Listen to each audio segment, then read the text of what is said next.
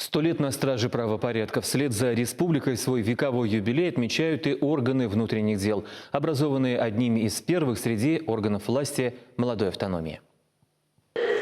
Да здравствует столетняя годовщина Чувашской милиции, полиции! Ура! Ура! Ура! Ура! Ура! На празднование столетия органов внутренних дел республики прибыли руководители ведомства за последние 3 десятка лет.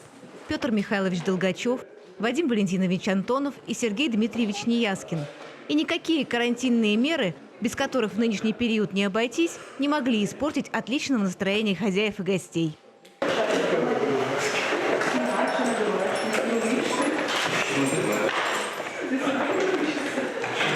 Особую атмосферу праздника почувствовал и временно исполняющий обязанности главы республики Олег Николаев, который на открытии нового зала музея МВД оказался в окружении сразу 5 генералов милиции и полиции.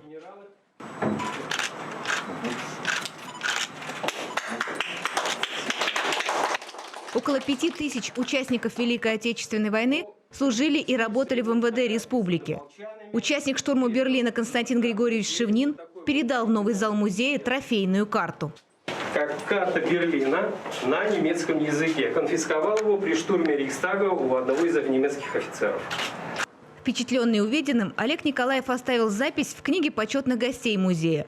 Своим указом временно исполняющий обязанности главы республики наградил сотрудников и ветеранов республиканского МВД орденом и медалью ордена за заслуги перед Чувашской республикой, почетной грамотой и благодарностью Чувашской республики, памятной медалью столетия образования Чувашской автономной области, присвоил почетные звания «Заслуженный сотрудник органов внутренних дел Чувашской республики» и «Заслуженный юрист». Церемония награждения прошла и в актовом зале министерства.